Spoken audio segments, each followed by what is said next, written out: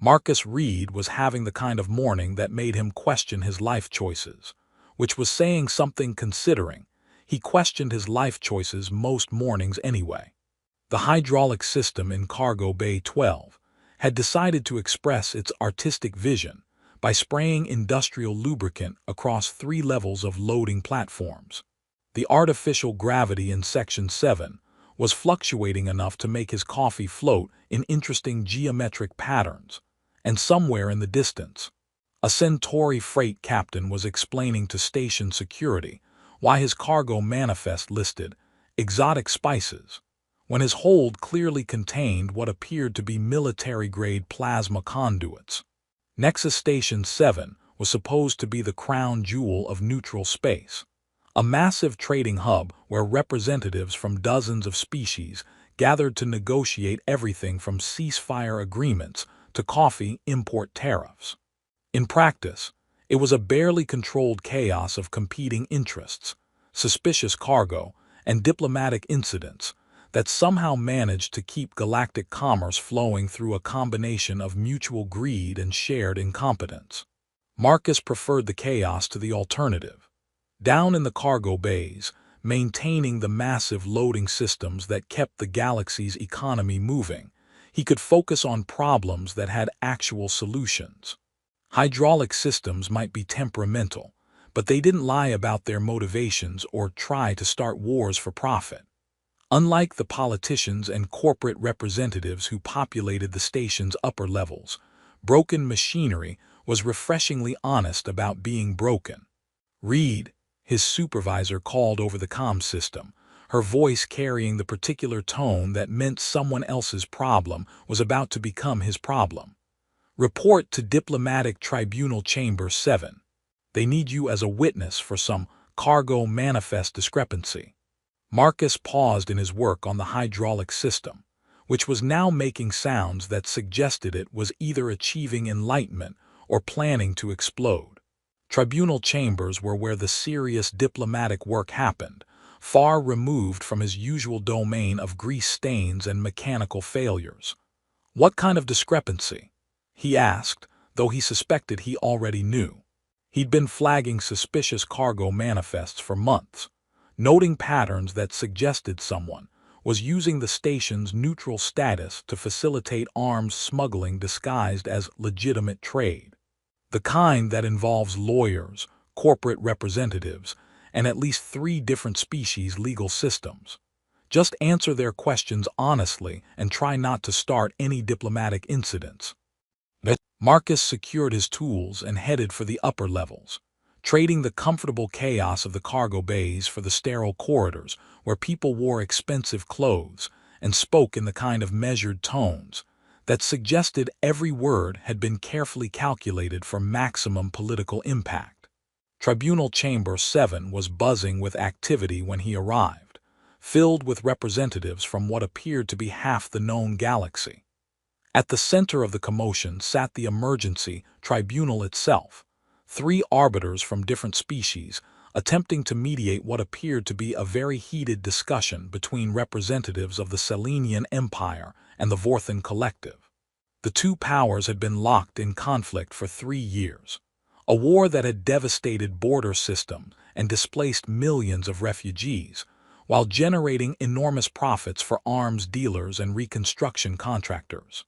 Marcus recognized several faces from his maintenance rounds, corporate executives who claimed to be facilitating humanitarian aid, but whose cargo manifests never quite matched their stated missions, diplomatic attachés who spent more time in secure communication booths than in official meetings, and trade representatives whose shipping schedules seemed oddly coordinated with military offensive timetables.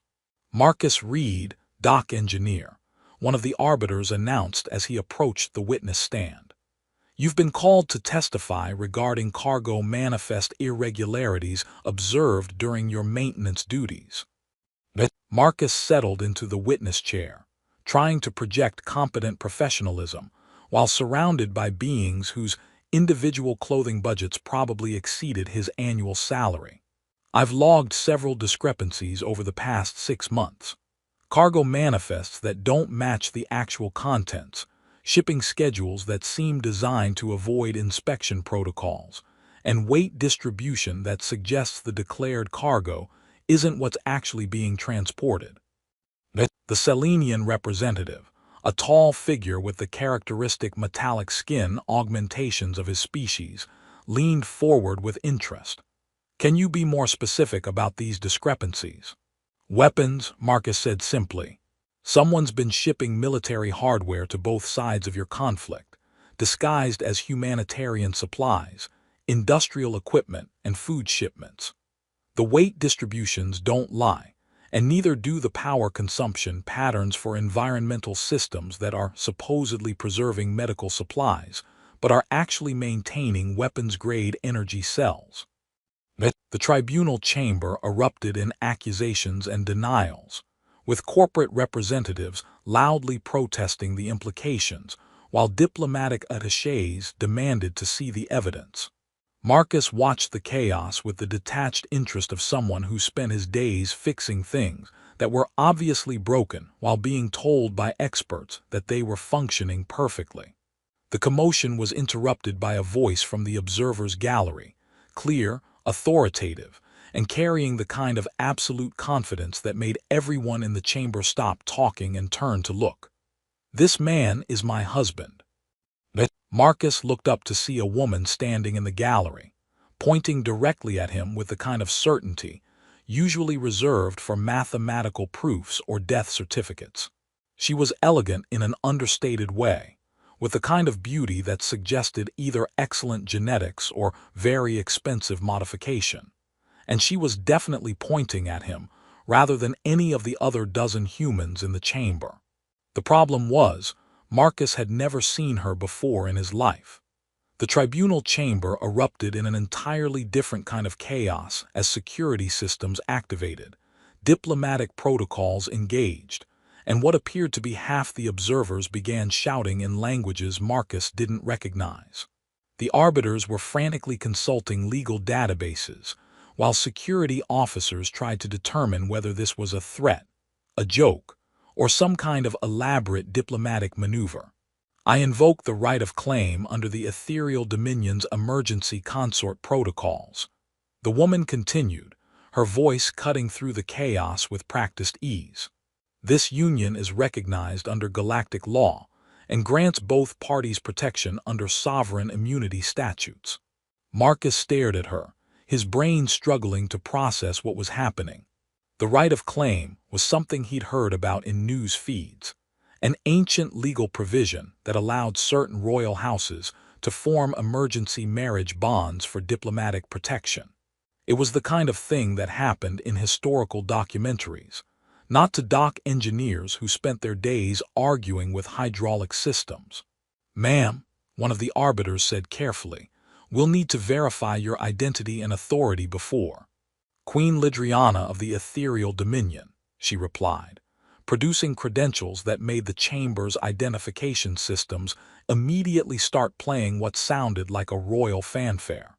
"Sovereign ruler of the Cygnus Mining Consortium, primary shareholder in the Galactic Trade Federation, and as of this moment, married to Marcus Reed under the provisions of Emergency Diplomatic Alliance." Marcus felt the blood drain from his face as the implications hit him. Queen Lidriana wasn't just any royal.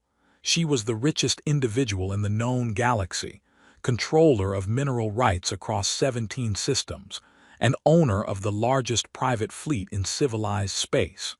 Her net worth was literally incalculable, and she had just claimed to be married to someone whose most valuable possession was a toolkit that he'd bought second-hand. "Your Majesty," the lead arbiter managed, "with respect, there's no record of any marriage ceremony or—" "The right of claim creates an immediate consort bond upon declaration," Queen Lidriana replied. "The marriage is legally binding as of this moment, pending ratification by both parties before dawn. Marcus Reed is now under sovereign protection of the Ethereal Dominion." Marcus opened his mouth to ask what exactly was happening, but found himself speechless as station security began escorting him and the self-proclaimed queen toward diplomatic quarters. The last thing he heard before leaving the chamber was the sound of corporate representatives frantically making emergency communications calls, which suggested that whatever Queen Lidriana had just done, it was definitely going to complicate someone's day. Possibly his own day most of all. Marcus woke up in a bed that was larger than his entire quarters in the workers' sector, surrounded by furnishings that probably cost more than most people made in a lifetime. The diplomatic suite was a far cry from his usual accommodations. Real windows instead of view screens, actual gravity instead of the fluctuating artificial fields, and what appeared to be genuine earth coffee brewing in a kitchen that looked like it belonged on a luxury starship. Queen Lidriana was sitting at a table reviewing data displays, with the kind of focused intensity that suggested she was used to making decisions that affected billions of lives. In the morning light streaming through the windows, her ethereal beauty was even more striking, the kind of genetic perfection that spoke to generations of selective enhancement and unlimited resources. "Good morning, husband," she said without looking up from her data, though Marcus caught the slight smile that suggested she was enjoying his confusion. "I trust you slept well." "I've had better nights," Marcus admitted, settling into a chair that was more comfortable than anything he'd ever experienced. "Though I have to say, accidentally getting married to galactic royalty wasn't on my list of expected career developments." "About that," Queen Lidriana said, finally looking at him directly, "I owe you an explanation." She gestured to the data displays, which showed shipping manifests, financial records, and communication logs that painted a picture of systematic corruption spanning multiple star systems. The evidence was overwhelming. A cartel of corporations and political figures had been deliberately prolonging the Selenian-Vorthan War to maximize profits from weapons sales, refugee displacement, and reconstruction contracts. "I've been investigating this conspiracy for months," she explained. "The war that's supposedly about territorial disputes and resource rights is actually being orchestrated by profiteers who have infiltrated both governments. They're selling weapons to both sides, manipulating refugee movements to create labor shortages that drive up their reconstruction costs, and planning to essentially enslave entire systems under the guise of post-war recovery." Marcus studied the data, his pattern recognition skills picking up details that supported his own observations from the cargo bays. "The manifest discrepancies I reported, they're part of this. Nexus Station 7 is the primary hub for their operations. Neutral space provides perfect cover for arms smuggling, and the station's diplomatic immunity makes it difficult for either side to investigate suspicious cargo. Your maintenance reports were the first independent documentation of their activities that I could find. Which explains why you claim to be married to me." Queen Lidriana's expression became more serious. "The right of claim isn't just about diplomatic protection. When invoked, it creates shared custody of certain classified access privileges. As my consort, you now have joint authorization for trade databases and military command systems that would normally require decades of security clearance to access." Marcus felt a chill as he realized the implications. "You're saying I can now access classified information that proves this conspiracy. We can access it together. The safeguards require both parties to consent to any major decisions. It's designed to prevent abuse of emergency marriage bonds, while ensuring that legitimate crises can be addressed quickly." The scope of the conspiracy became clear as they reviewed the evidence together. The cartel wasn't just profiteering from the current war. They were planning to expand the conflict to include previously neutral worlds, creating a galactic crisis that would allow them to essentially control interstellar governance through economic manipulation. "Why me?" Marcus asked, though he was beginning to suspect the answer. "Because you're one of the few people on this station who can't be bought, intimidated, or compromised. Your maintenance reports show a pattern of honest observation and refusal to ignore problems, even when reporting them was inconvenient. In a facility where most people look the other way when credits change hands, you've consistently chosen integrity over convenience. Marcus considered this while studying financial records that showed the staggering scale of the war profiteering. And now that we have this evidence, what exactly do we do with it? That's the complication. The information is classified at levels that require extraordinary authorization to declassify. Only a ratified royal consort bond would provide the legal standing necessary to override these protections and make the evidence public. Ratified meaning permanent. Meaning permanent.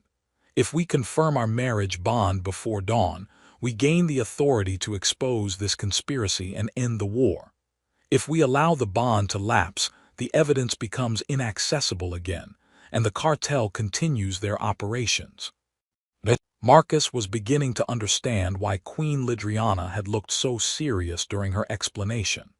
She was asking him to choose between his simple life as a dock engineer and permanent marriage to the richest woman in the galaxy, with the fate of millions of war refugees hanging in the balance.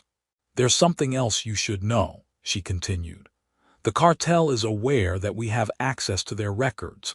They'll be trying to eliminate both of us before we can act on the information."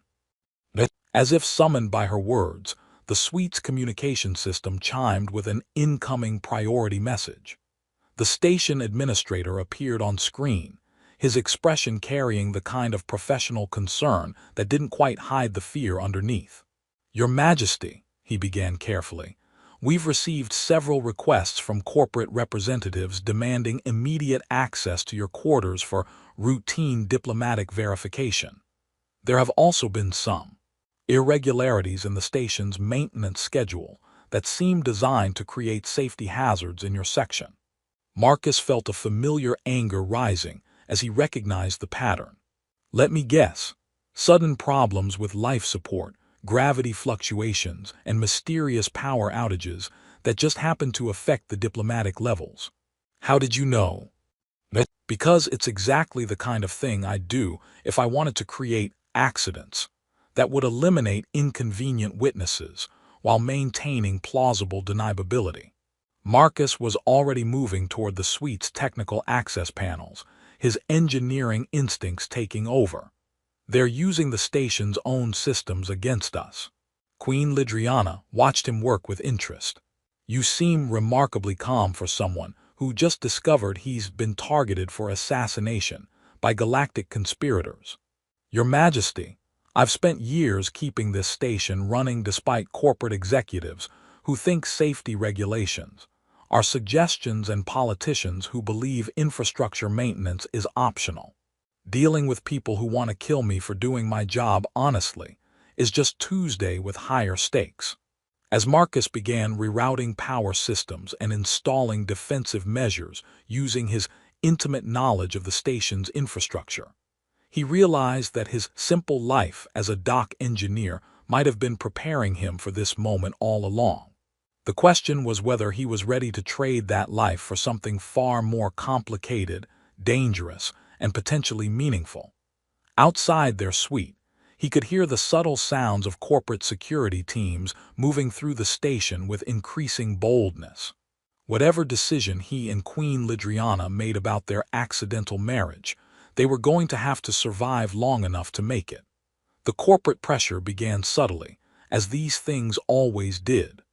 Marcus received a routine notification that his maintenance access codes would be temporarily suspended for security review, followed by helpful suggestions from human resources that he might want to consider voluntary reassignment to less sensitive duties. Queen Lidriana faced her own version of diplomatic arm-twisting, with formal protests from trade representatives questioning the validity of hasty marriage claims, and concerned messages from allied governments suggesting that cooling-off periods might be beneficial for all parties. "They're being careful," Queen Lidriana observed, reviewing the increasingly hostile communications while Marcus worked on hardening their suite's defensive systems. "Nothing overtly threatening, but the message is clear. dissolve the marriage bond, or face escalating consequences. Marcus paused in his work routing backup power through the suite's environmental systems. The technical aspects of their situation were manageable. He knew Nexus Station 7's infrastructure better than anyone, and his years of maintaining systems that corporate executives had tried to sabotage had given him extensive experience in creative problem-solving. The political implications were more complex. How extensive is this cartel's influence? He asked, reviewing the classified data that their bond had unlocked. Deeper than I initially suspected. Queen Lidriana pulled up a network analysis that showed connections spanning dozens of systems and hundreds of corporate entities. They've infiltrated trade commissions, military procurement departments, refugee resettlement agencies, and reconstruction authorities. The war profiteering is just one profit stream. They're also manipulating commodity prices, controlling shipping routes, and positioning themselves to dominate post-war governance. The scope was staggering. Marcus had thought he was documenting simple arms smuggling, but the evidence showed a conspiracy that threatened the basic structure of interstellar civilization. The cartel wasn't just profiting from conflict. They were actively working to create a future where corporate interests would supersede democratic governance entirely. "Look at this," Marcus said, highlighting anomalies in the station's current operational data. "They're not just pressuring us diplomatically. Someone's been modifying maintenance schedules, rerouting power distribution, and adjusting atmospheric processing in ways that will create cascading system failures. They're planning to stage an accident that eliminates us while destroying the evidence." Queen Lidriana studied the sabotage patterns with the analytical precision of someone accustomed to complex strategic planning. How long before the failures cascade into something catastrophic? At their current rate, maybe 6 hours before life support in this section becomes unreliable, 12 hours before the failures spread to critical station systems. They're being thorough. Can you counter their sabotage? Marcus was already pulling up system schematics. And what do you mean? I mean, if someone's going to use the station's infrastructure as a weapon against us, we might as well return the favor. Marcus highlighted critical systems throughout the station: power distribution, atmospheric processing, artificial gravity, and communication networks. These people think they understand how this place works because they've bought off administrators and intimidated supervisors. But they've never had to fix it when it breaks. Queen Lidriana smiled with the kind of expression that suggested she was beginning to appreciate the advantages of choosing a partner who understood complex systems from the inside out. "What did you have in mind?" Ever wonder what happens when corporate executives who think safety regulations are optional suddenly find themselves dealing with an enthusiastic application of those same regulations? Marcus began implementing what he privately thought of as aggressive compliance, routing all power, air, and gravity systems through their original safety protocols, without the usual executive overrides that allowed corner-cutting for profit margins. The result was a station that suddenly began operating exactly as designed, which created significant inconvenience for anyone who had grown accustomed to bending the rules. Corporate security teams found their equipment subjected to strict electromagnetic field regulations that made their surveillance gear unreliable. Trade representatives discovered that their secure communication booths now required full environmental suits due to atmospheric purity standards they'd been ignoring for years. And the arms smugglers who'd been using modified cargo bays suddenly faced inspection protocols that were impossible to circumvent without proper documentation. "You're weaponizing bureaucracy," Queen Lidriana observed with obvious admiration as reports poured in of corporate operations grinding to a halt throughout the station. "I'm applying safety standards as written rather than as interpreted by people who think profit margins are more important than keeping everyone alive." Marcus was monitoring the cascading effects of his regulatory compliance campaign with satisfaction. Amazing how quickly illegal operations become unworkable when you insist they follow the laws they've been ignoring. The cartel's response was swift and predictable. If they couldn't eliminate Marcus and Queen Lidriana quietly, they would create a crisis that justified more direct action. The first sign was an explosion in Cargo Bay 15, officially a terrorist attack by unknown extremists, but actually a false flag operation designed to trigger emergency protocols that would allow corporate security to take control of station operations. "They're escalating," Queen Lidriana said, monitoring news feeds that were already spinning the explosion as evidence of growing instability requiring enhanced corporate oversight. This is their standard playbook: create a crisis, offer solutions that benefit their interests, and use emergency powers to eliminate opposition. Marcus watched security teams moving through the station with military precision, ostensibly responding to the terrorist threat, but actually positioning themselves to control key infrastructure points.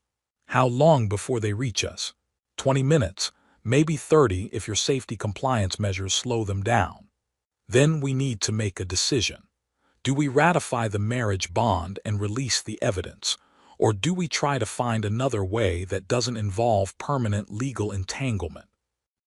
Queen Lidriana looked at the evidence they'd gathered, then at Marcus, her expression thoughtful. "Before you answer that, there's something else you should know about the consort bond.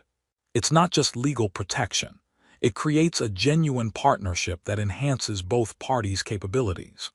Bonded pairs share resources, knowledge, and decision-making authority in ways that make them more effective together than either could be alone. Meaning that if we do this, you won't just be my husband in name. You'll be my partner in managing the largest private economic entity in the galaxy.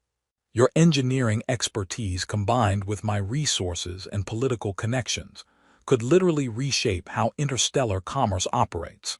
Marcus considered this while monitoring the approaching security teams and the cascading effects of his regulatory compliance campaign. The choice wasn't just between safety and danger, or between simple life and complex responsibility. It was between accepting the galaxy as it was, corrupt, exploitative, and controlled by corporate interests, or taking the opportunity to actually fix some of the broken systems that kept ordinary people suffering while profiteers grew rich. "You know," he said, beginning the final preparations for either defense or revelation, "I've spent my entire career fixing things that were broken. Maybe it's time to fix something that actually matters." The sound of security forces reaching their corridor suggested they were about to discover whether their partnership would be strong enough to survive what came next. The security forces reached their corridor just as Marcus finished his final defensive preparations, but they found the diplomatic suite protected by what could only be described as an enthusiastic application of engineering principles. Every safety protocol that had been ignored for years was now functioning exactly as designed, creating a series of overlapping defensive systems that turned the approach to their quarters into an obstacle course of regulatory compliance.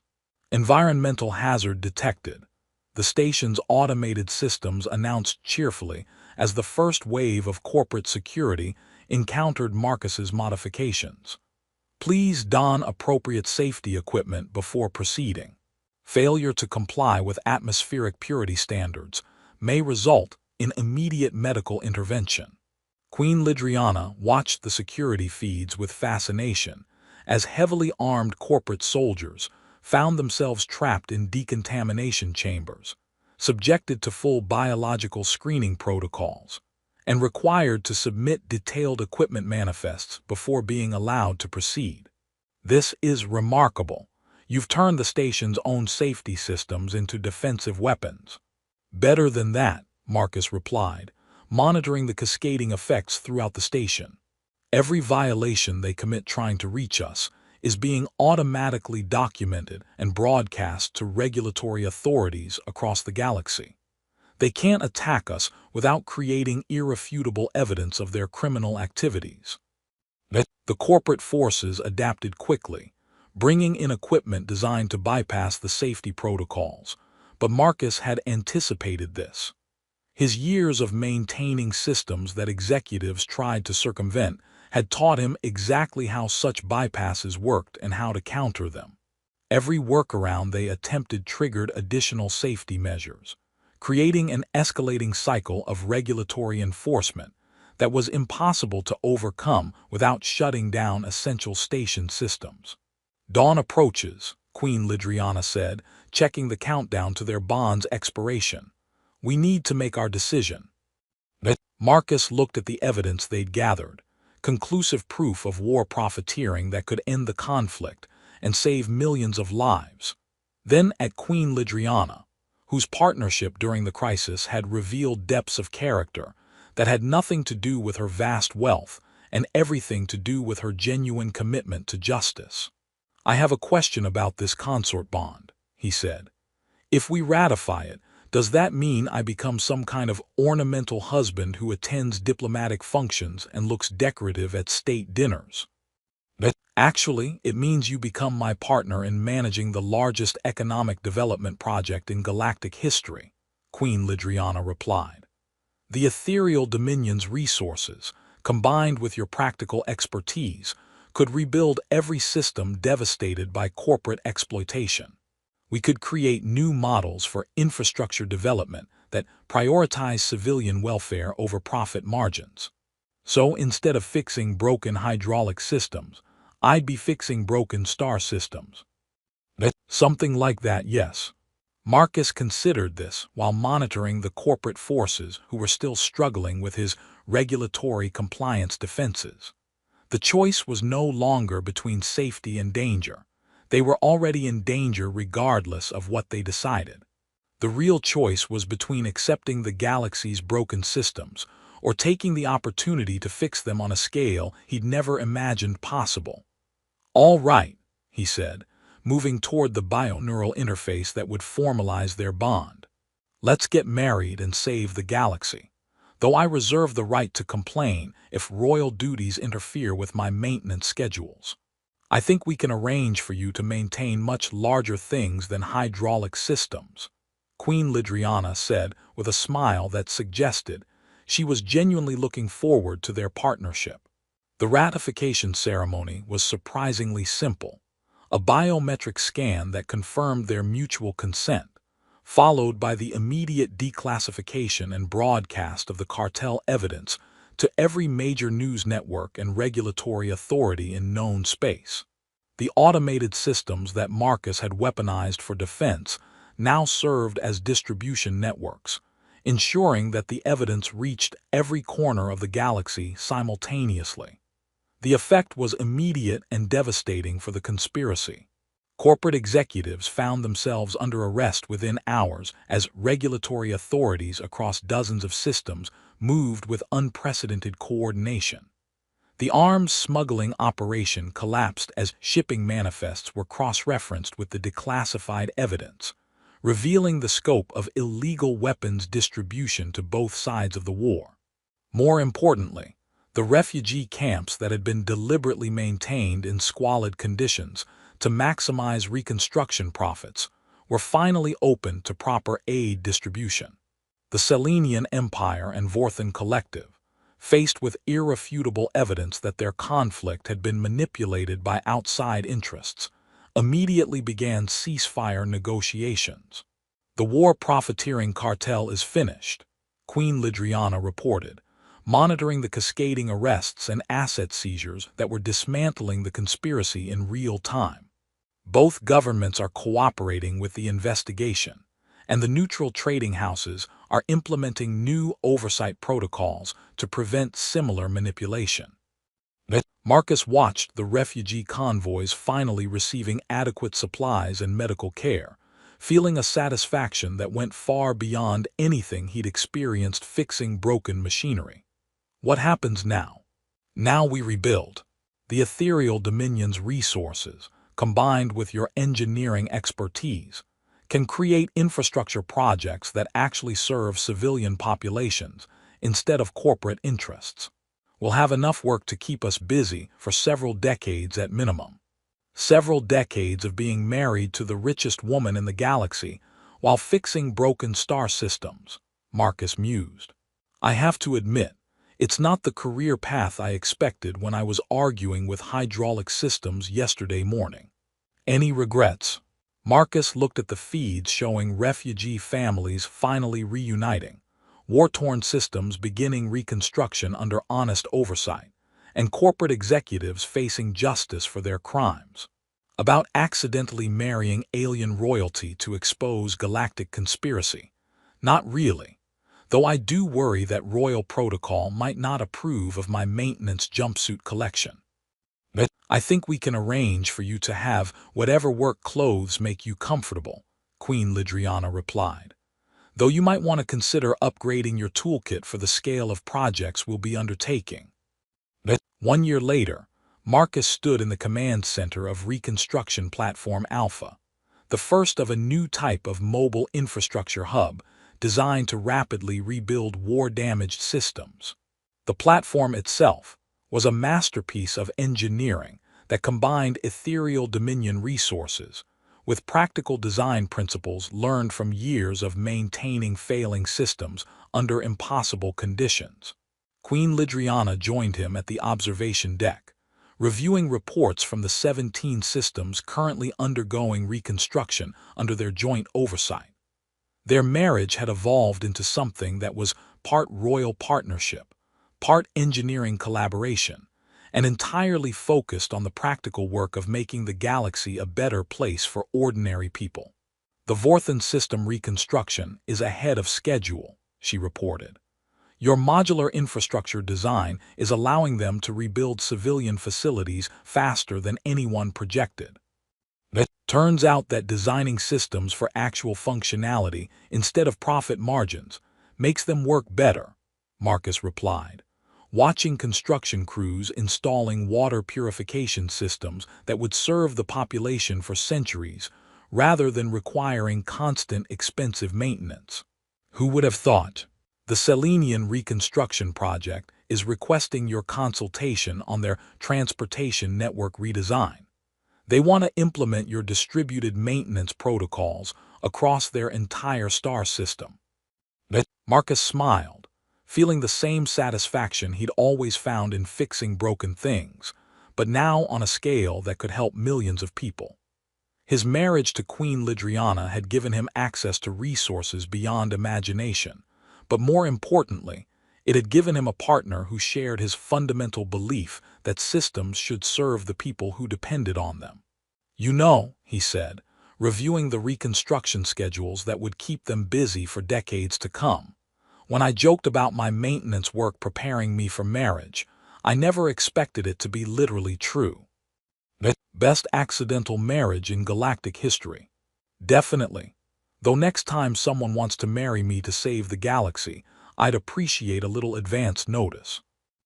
Queen Lidriana laughed, the sound carrying across the command center where engineers from a dozen species worked together on projects that would have been impossible under the old corporate-dominated system.